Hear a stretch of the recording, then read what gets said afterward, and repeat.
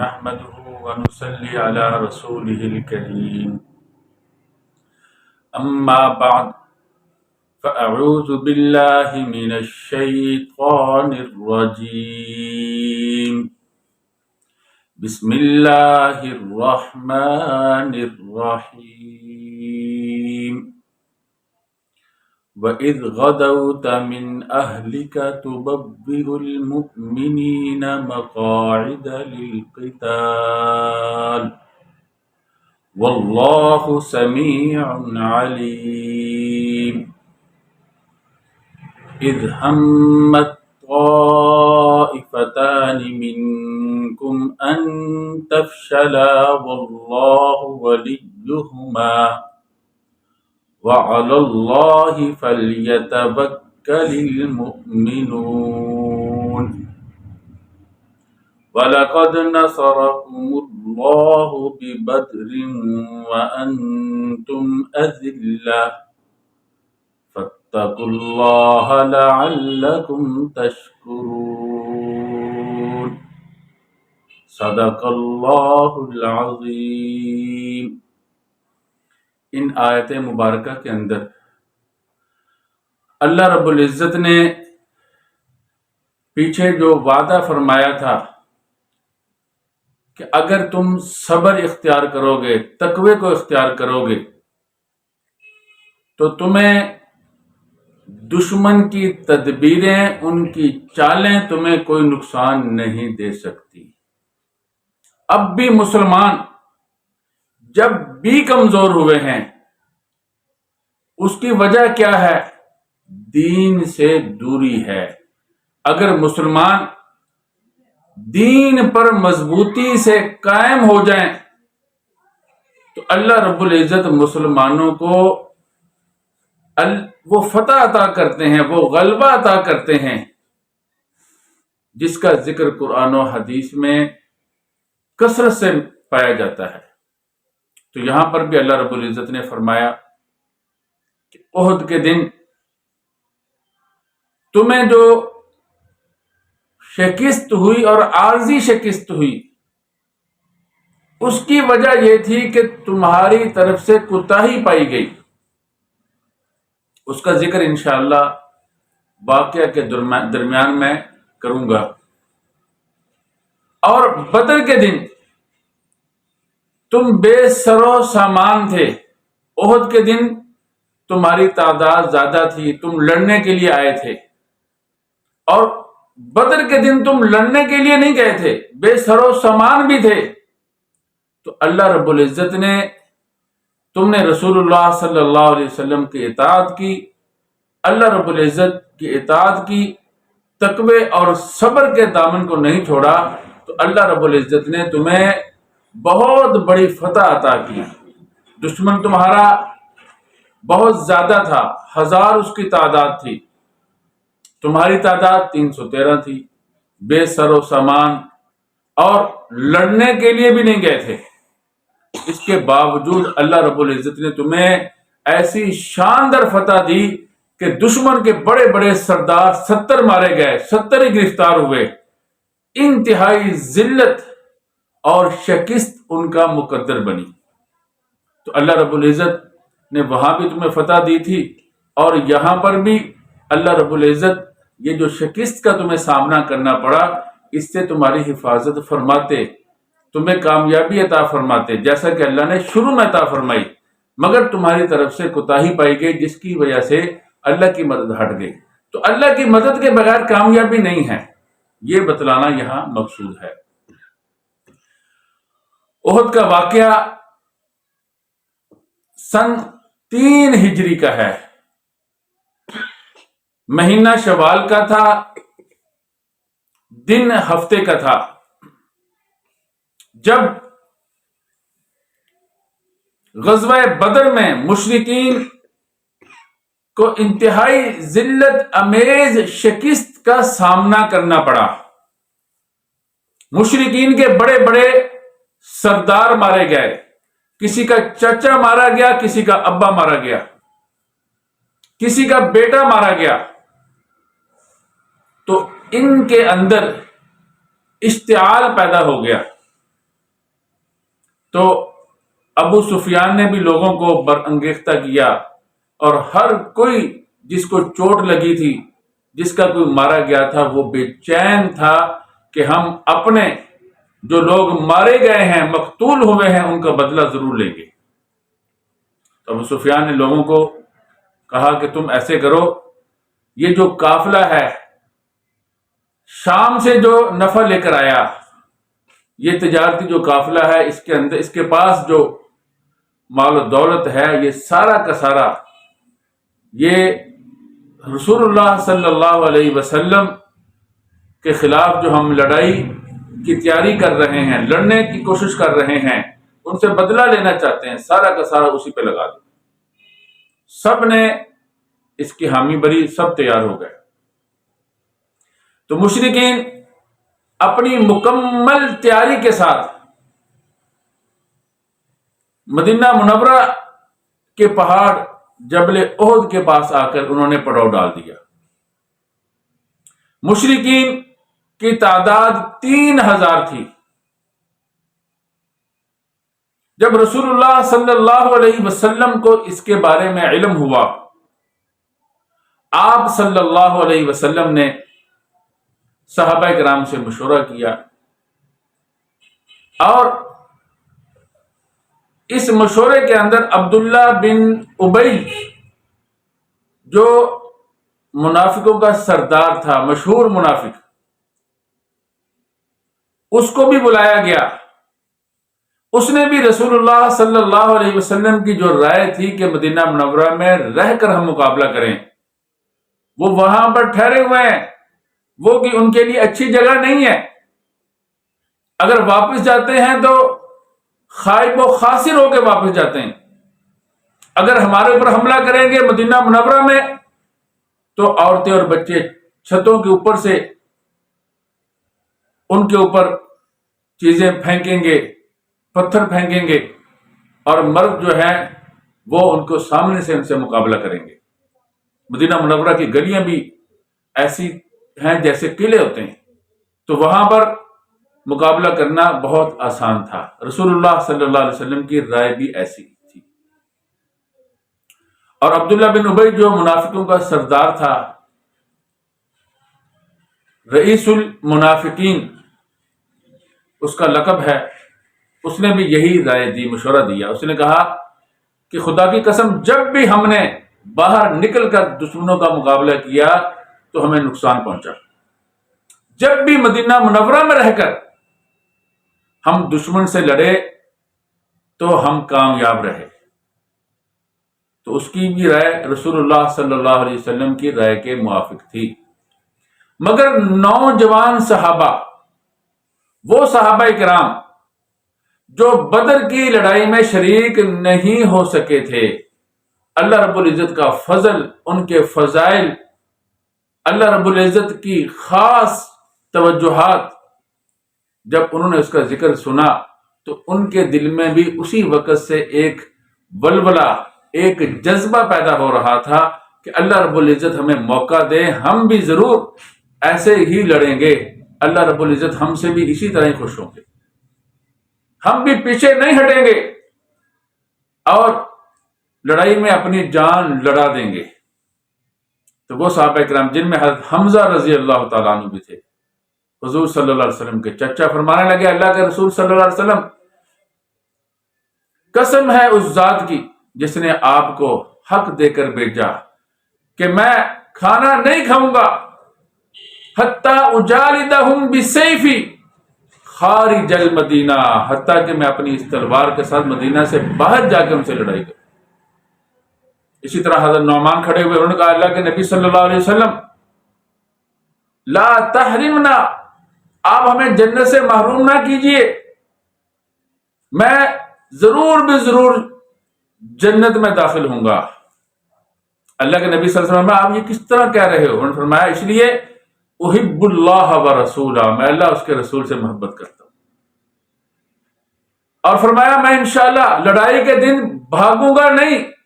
اللہ کے نبی نے فرمایا صدقتا، آپ نے سچ کہا۔ یہ صحابہ کرام کے جذبات تھے۔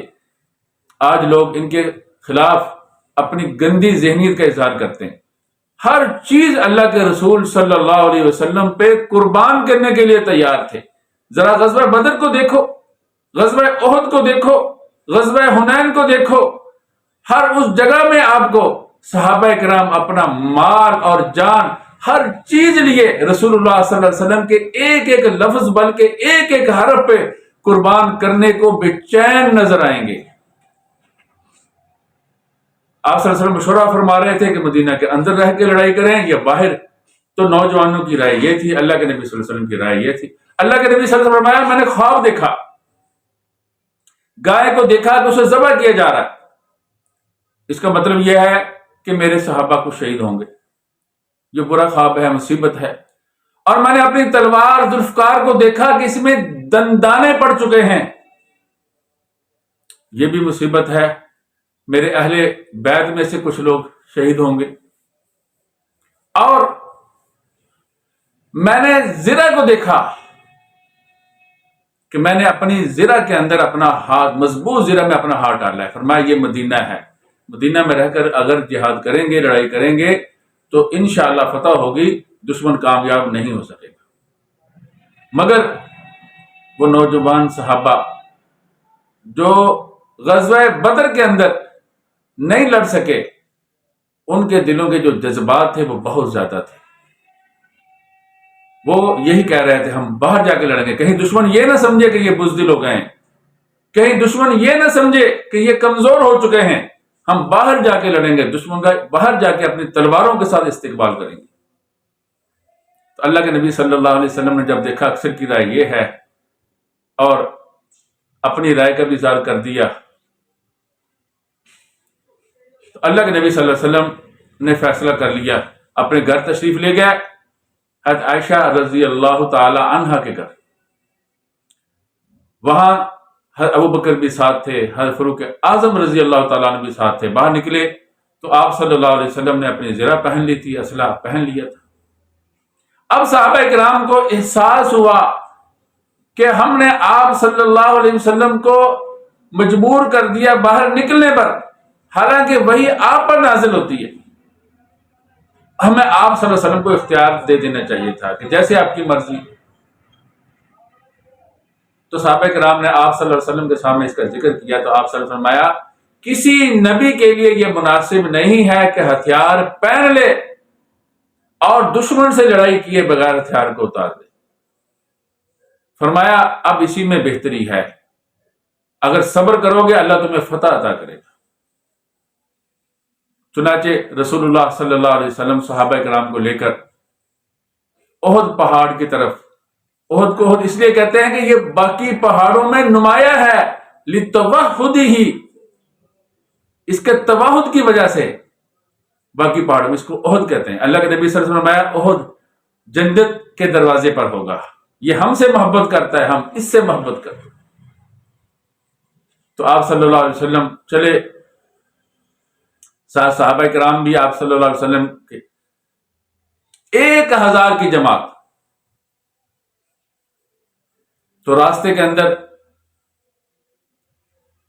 ہوا یہ، بنو سلمہ بنو حارثہ آپ صلی اللہ علیہ وسلم کے یہ جو خزرج اور اوس کے 2 قبائل ہیں، یہ آپ کے صلی اللہ علیہ وسلم کے دائیں اور بائیں جا رہے تھے. اور ان دونوں جماعتوں کا قرآن کریم میں ذکر ہے ان تفشلا، انہوں نے ارادہ کیا کمزور ہونے کا، پیچھے ہٹنے کا. ہوا یہ تھا کہ عبداللہ بن ابی جو منافقوں کا سردار تھا، اس نے اپنے ساتھیوں سے کہا کہ یہ کوئی لڑائی ہے، یہاں تو ہم مارے جائیں گے، تمہاری وجہ سے ہی تو رسول اللہ صلی اللہ علیہ وسلم کامیاب ہوتے ہیں، اگر تم پیچھے ہٹ جاؤ گے یہ بھی مدینہ میں آ جائیں گے، دشمن آئے گا تو مدینہ میں لڑیں گے. تو یہ جب اپنے ساتھیوں کا اس کے ساتھ تیار ہو گئے، وہ سارے کے سارے منافق تھے جن کے دل میں ریب تھا، شک تھا. تو 300 کی بڑی جماعت لے کر یہ علیحدہ ہو گیا.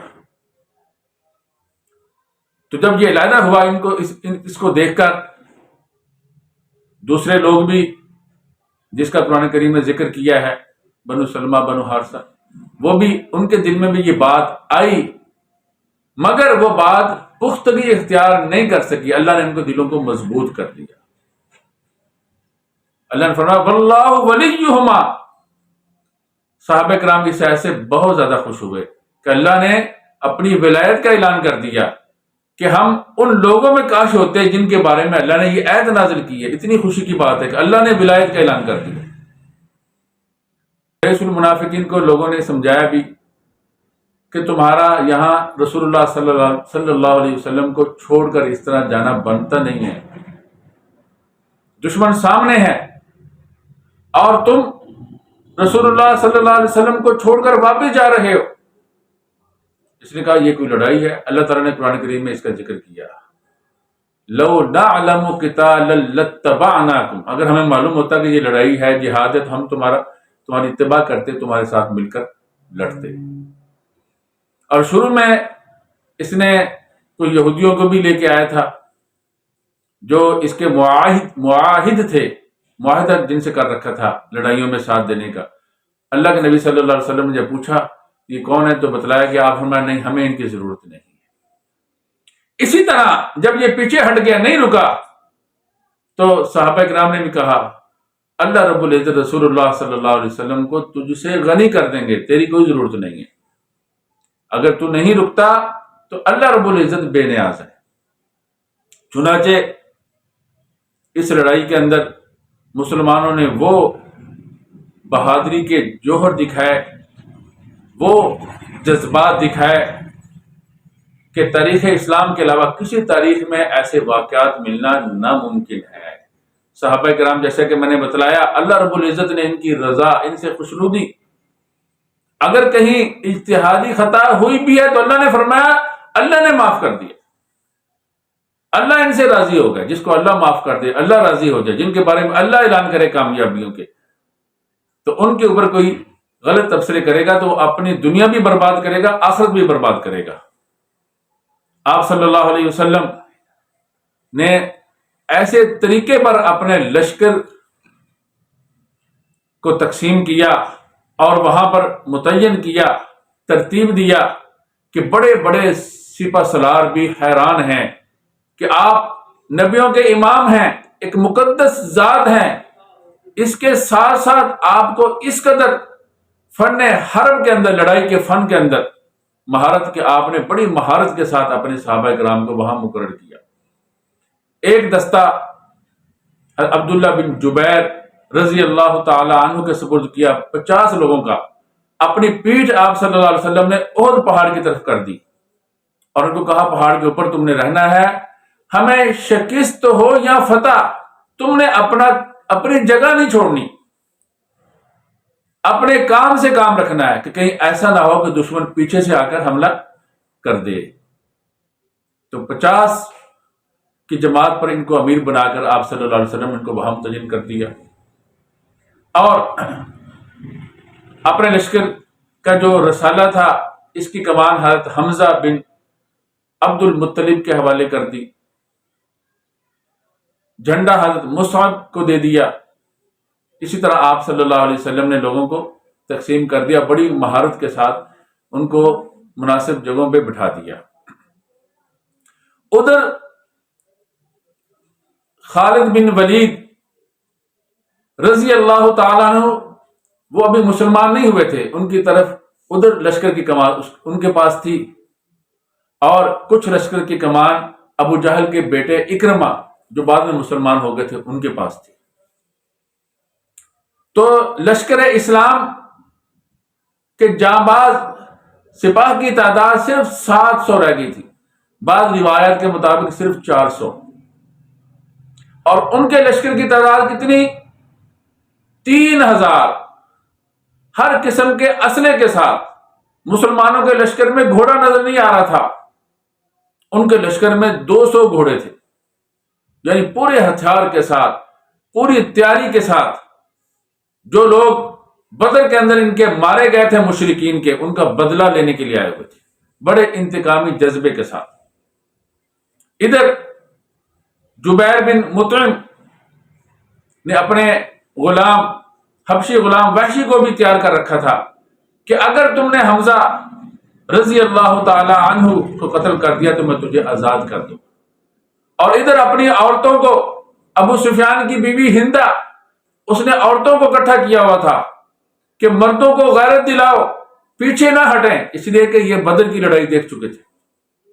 عورتیں وہاں گا گا کر مردوں کو برانگیختہ کرتی تھی کہ اگر تم لڑو گے، ان تقبلوا، اگر تم آگے بڑھو گے، پیٹھ نہیں پھیرو گے تو تم ہمارے ہاں بہت محبوب ہوگے، ہم تمہیں اپنے گلوں کے ساتھ لگائیں گی، تمہارے لیے اچھے نرم بستر بچھائیں گی، اگر تم نے پیٹھ پھیری تو ہم تم سے جدا ہو جائیں گے، تمہیں کوئی موقع بھی نہیں دیں گی. اس طرح کے اشعار پڑھ کر مشرکین کو برانگیختہ کرتی تھی. ادھر رسول اللہ صلی اللہ علیہ وسلم اللہ سے دعا کر رہے تھے، کہتے اللہ میں آپ کے نام کے ساتھ ہی جہاد کرتا ہوں، لڑائی کرتا ہوں، آپ ہی سے مدد مانگتا ہوں، حسبی اللہ و نعم الوکیل.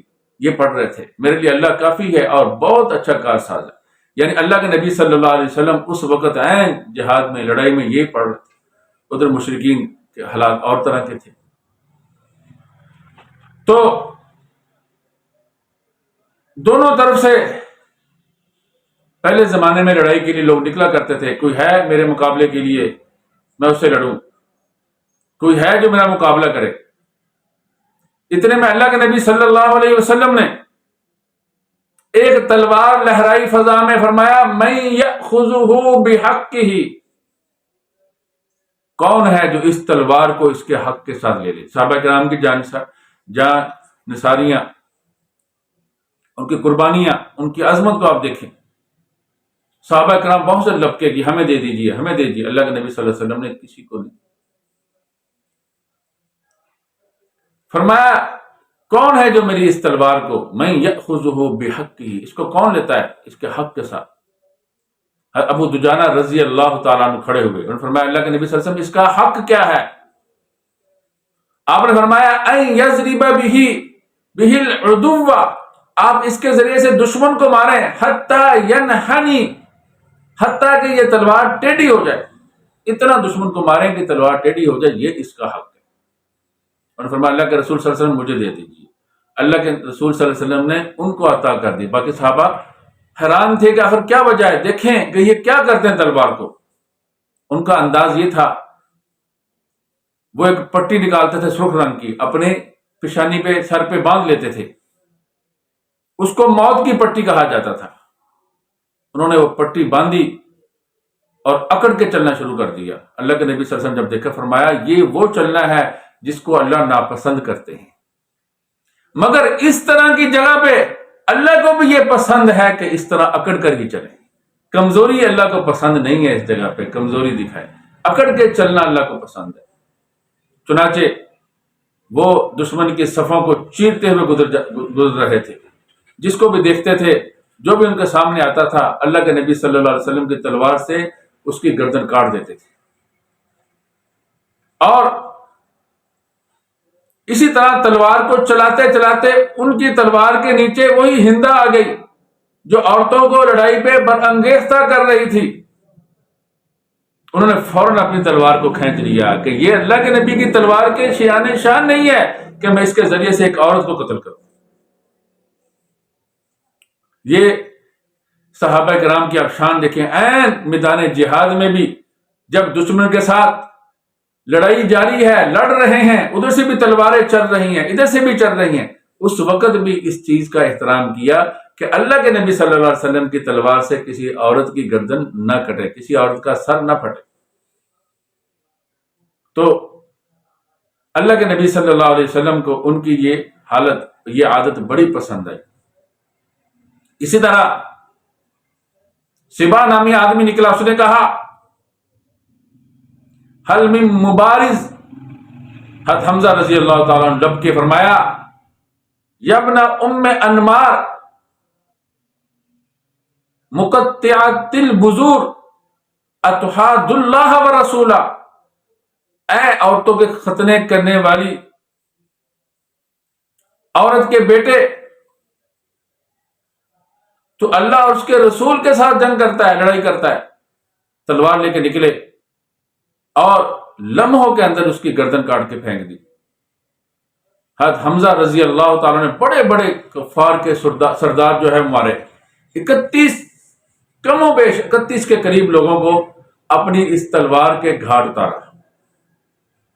اور وحشی جو تھا وہ خود عرض کرتے ہیں کہ میں چھپ کر بیٹھ گیا، یہ بھی بعد میں مسلمان ہو گئے تھے۔ اللہ کے نبی صلی اللہ علیہ وسلم نے جب مکہ فتح کیا، یہ طائف بھاگ گئے، وہاں چھپتے چھپاتے سوچ رہے تھے ادھر چل جاؤ ادھر چل جاؤ، کسی نے کہا اللہ کے نبی صلی اللہ علیہ وسلم کا کلمہ پڑھ لو، اللہ کے نبی صلی اللہ علیہ وسلم کچھ نہیں کہیں گے، ایسے شفیق اور مہربان ہے۔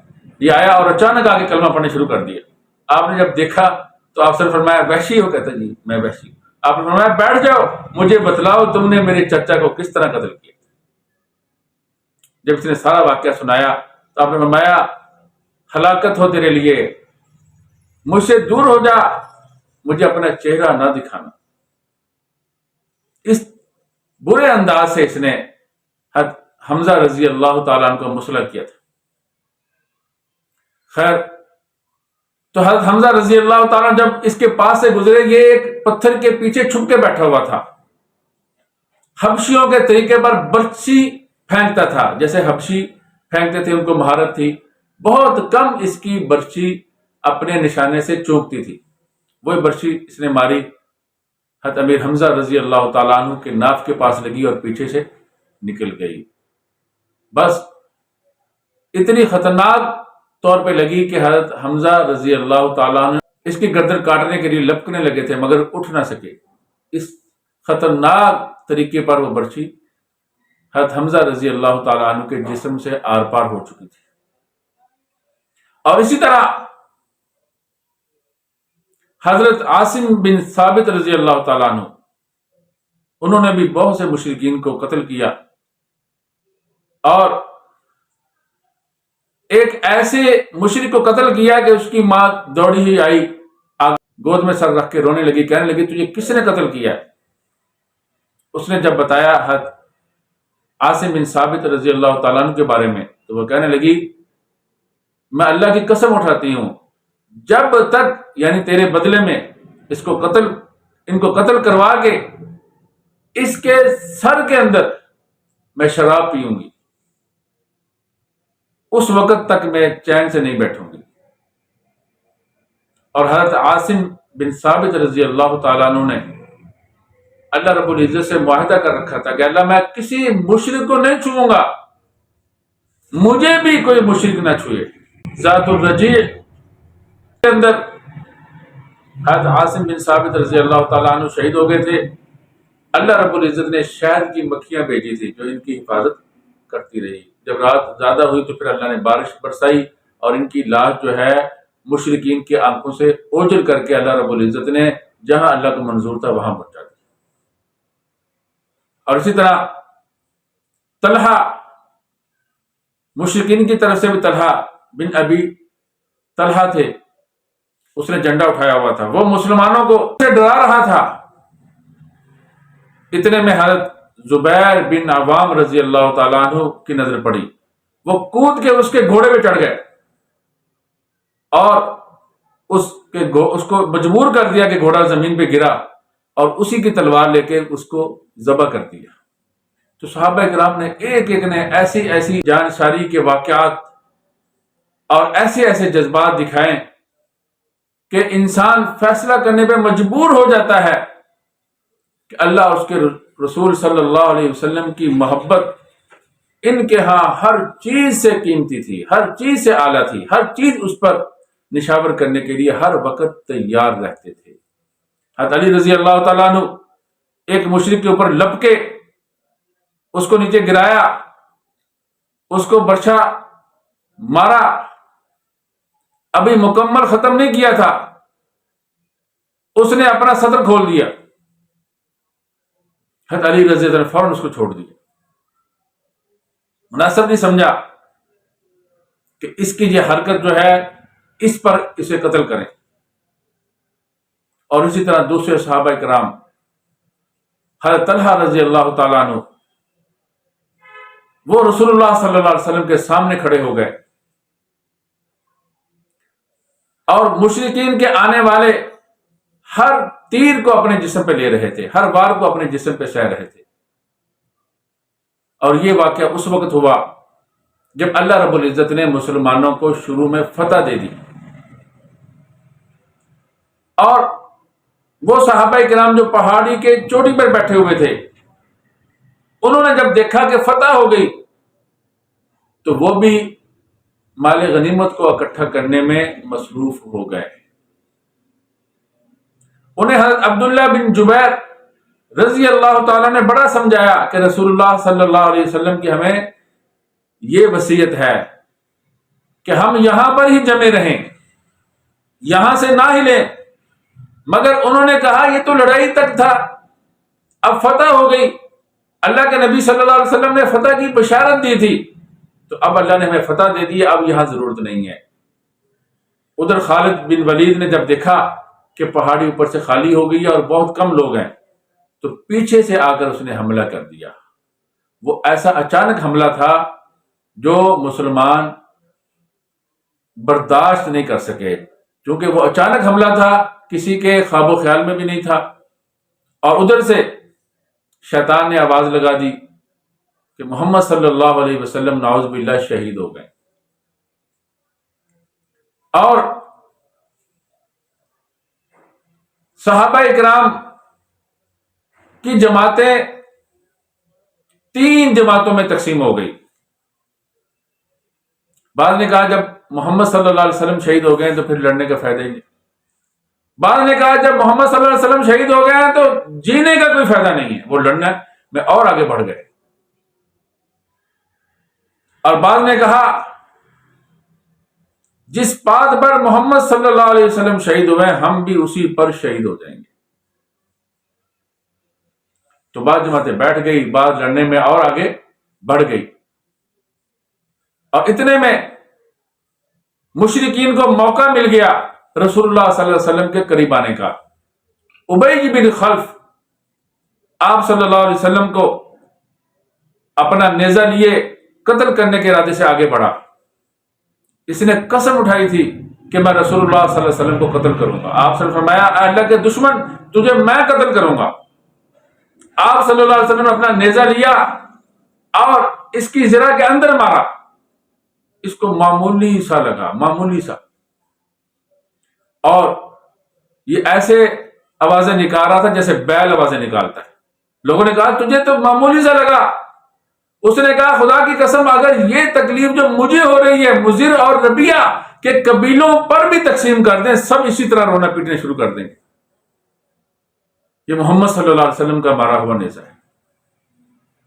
تو اسی حالت میں ایک دن کے بعد یہ فوت ہو گیا، مر گیا، اس کی تاب نہ لا سکا، معمولی سے زخم کی۔ تو اس طرح لڑائی جاری رہی۔ نبی اکرم صلی اللہ علیہ وسلم کے رباعی دانت بھی شہید ہو گئے، ہونٹ بھی پھٹ گیا، چہرے پر بھی زخم لگ گیا، اور سر بھی زخمی ہو گیا، اور وہاں مشرکین نے ایک گھڑا کھودا ہوا تھا، اس میں بھی آپ صلی اللہ علیہ وسلم گر گئے۔ حضرت علی رضی اللہ تعالیٰ نے آپ صلی اللہ علیہ وسلم کو پکڑ کے اٹھایا۔ آپ صلی اللہ علیہ وسلم نے لوگوں میں آواز لگائی کہ اے اللہ کے بندو آ جاؤ میری طرف۔ جس کو یہ آواز رسول اللہ صلی اللہ علیہ وسلم کی پہنچی، صحابہ دوبارہ اکٹھے ہو گئے۔ مشرکین نے بہت کوشش کی اور یہ خبر بھی پھیل چکی تھی، جس کی وجہ سے لشکر کے اندر وہ انتظام نہیں رہا تھا۔ اتنے میں انس بن نضر رضی اللہ تعالیٰ عنہ وہ نکلے، فرمایا لوگوں اگر بالفرض اللہ کے نبی صلی اللہ علیہ وسلم شہید بھی ہو گئے ہیں تو ہم بھی اسی بات میں شہید ہو جائیں گے جس پر اللہ کے رسول صلی اللہ علیہ وسلم شہید ہو۔ تو صحابہ کرام پھر اکٹھے ہو گئے، پھر قوت کے ساتھ اور اسی طرح ہمت کے ساتھ رسول اللہ صلی اللہ علیہ وسلم کے سامنے کھڑے ہو کر جہاد کرتے رہے، لڑتے رہے، حتیٰ کہ اللہ رب العزت نے مسلمانوں کو دوبارہ فتح دے دی۔ پہلے بھی اللہ نے فتح دی تھی، مشرکین کی عورتیں بھاگ نکلی تھی، مشرکین بھاگ نکلے تھے، مگر یہ وہ اجتہادی غلطی بیچ میں ہوئی کہ صحابہ کرام جو پہاڑ کے اوپر بیٹھے تھے انہوں نے اپنی جگہ چھوڑ دی تھی۔ تو اللہ رب العزت کو یہ بات پسند نہیں آئی، اس لیے مسلمانوں کو عارضی طور پر شکست کا منہ دیکھنا پڑا۔ اللہ رب العزت نے قرآن کریم میں اسی واقعہ کی طرف اشارہ کیا ہے۔ چنانچہ اللہ رب العزت فرماتے ہیں وَإِذْ غَدَوْتَ مِنْ أَهْلِكَ تُبَوِّئُ الْمُؤْمِنِينَ مَقَاعِدَ لِلْقِتَالِ، جب آپ صبح کے وقت نکلے اپنے گھر سے، من اہلی کا فرمایا، اور آپ صلی اللہ علیہ وسلم حضرت عائشہ رضی اللہ تعالی عنہ کے حجرے سے نکلے تھے. اس سے معلوم ہوا کہ حضرت عائشہ رضی اللہ تعالی عنہ رسول اللہ صلی اللہ علیہ وسلم کا اہل ہیں. بعض لوگ اس کا انکار کرتے ہیں، حالانکہ اللہ رب العزت نے سورۃ النور میں ایک پورا رکوع حضرت عائشہ رضی اللہ تعالی عنہ کی برات میں ان کی پاکیزگی میں اتارا. اور اللہ کے نبی صلی اللہ علیہ وسلم کی بے شمار احادیث ہیں، انشاءاللہ ہم اس پہ بھی کسی دن بات کریں گے. بے شمار احادیث ہیں جو بخاری اور مسلم میں موجود ہیں. حتیٰ کہ علماء کا اختلاف ہو گیا کہ حضرت عائشہ رضی اللہ تعالی عنہ کا زیادہ مقام ہے یا حضرت فاطمہ رضی اللہ تعالی عنہ کا. تو اس لیے جو حضرت عائشہ رضی اللہ تعالی عنہ کے بارے میں بری رائے رکھتے ہیں وہ قرآن کریم کی قطعی آیات کے انکار کی وجہ سے کافر ہیں. فرمایا تبوئ المؤمنین، تبوئ کا معنی آپ مومنین کو اتار رہے تھے، بٹھا رہے تھے. مقاعد للقتال، مقاعد مقعد کی جمع ہے، جو جگہ انسان کے لیے ہوتی ہے اٹھنے کی یا بیٹھنے کی، اس کے لیے لفظ بولا جاتا. اور بعد کے اندر یہ مطلقاً جگہ کے معنی میں ہے. تو آپ مؤمنین کو لڑائی کی جگہوں میں بٹھا رہے تھے. اور آگے اللہ رب العزت نے فرمایا واللہ سمیع علیم، اللہ رب العزت سن بھی رہا تھا باتیں ساری، اور ان کے دلوں کے جو احوال تھے ان کو بھی جان رہا تھا. اذ ہمت طائفتان منکم ان تفشلا، جبکہ ارادہ کیا دو جماعتوں نے تم میں سے، ان تفشلا یہ کہ کمزور ہو جائیں، پیچھے ہٹ جائیں. فرمایا تم میں سے، اس میں بھی اشارہ کر دیا کہ یہ عبداللہ بن ابی کے جو لوگ تھے وہ تم میں سے تھے ہی نہیں، ایمان والوں میں سے تھے ہی نہیں. منکم فرما کے بتلا دیا. واللہ ولیہما، اللہ ان کا ولی ہے، اللہ کی ولایت ان کو حاصل ہے. اللہ نے ان کے دلوں کو مضبوط کر دیا، یعنی وہ خیال اور وسوسے کی حد تک تھا، ان کے دلوں میں کوئی پختہ ارادہ پیدا نہیں ہوا تھا. تو وہ کون سی دو جماعتیں تھی؟ وہ بنو سلمہ اور بنو حارثہ تھے، جو خزرج اور اوس کی دو جماعتیں تھیں جو رسول اللہ صلی اللہ علیہ وسلم کے دائیں بائیں تھے. وَعَلَى اللَّهِ فَلْيَتَوَكَّلِ الْمُؤْمِنُونَ، اور مومنین کو چاہیے کہ اللہ پہ بھروسہ کریں. مومنین کی فتح، کامیابی وہ اللہ رب العزت کے حکم سے ہوتی ہے، اللہ کی مدد سے ہوتی ہے. اس لیے مومنین کو اللہ پہ بھروسہ کرنا چاہیے. وَلَقَدْ نَصَرَكُمُ اللَّهُ بِبَدْرٍ وَأَنْتُمْ أَذِلَّةٌ، اللہ نے تمہاری مدد کی بدر کے موقع پر. وَأَنْتُمْ أَذِلَّةٌ یہ ذلیل کی جمع نہیں ہے، اس کا مطلب ہے کہ تم بے سر و سامان تھے، کمزور تھے. اور اگر اس کو ذلیل کی جمع لیں گے تو پھر اس کا مطلب یہ ہے کہ مشرکین تمہیں کمزور سمجھتے تھے، وہ سمجھتے تھے کہ تمہیں ختم کر دیں گے. اللہ رب العزت نے تمہاری مدد کی، تم نے ان کی کمر توڑ. فَاتَّقُوا اللَّهَ لَعَلَّكُمْ تَشْكُرُونَ، تو اللہ سے ڈرو. لَعَلَّكُمْ تَشْكُرُونَ تاکہ تم اللہ کا شکر کرو. اور اسی طرح میدانوں میں ثابت قدم رہ کر اللہ اور اس کے رسول صلی اللہ علیہ وسلم کی دین کی خاطر لڑتے رہو، تو اللہ رب العزت کی مدد تمہارے ساتھ ہوگی. اللہ رب العزت کی معیت، اللہ کی ولایت تمہارے ساتھ ہوگی، اور اللہ رب العزت تمہیں ہر جگہ پہ فتح عطا کریں گے. تو آج کے لیے اتنا ہی کافی ہے. دعا کیجیے اللہ رب العزت ہمیں بھی اپنی مدد، اپنی نصرت اور اسی طرح اپنی معیت عطا فرمائے، اور ہمیں بھی اللہ رب العزت پہ اسی طرح کا اعتماد کرنا چاہیے. دنیاوی وسائل، ذرائع پہ وہ نظر نہیں ہونی چاہیے، ان کو اسباب کی نظر سے دیکھنا چاہیے. اصل طاقت، قوت، مدد، عزت، نصرت وہ اللہ کی طرف سے ہے. دعا کیجئے اللہ رب العزت ہمیں بھی ایسا کامل یقین عطا فرمائے. وآخر دعوانا ان الحمد للہ رب العالمین.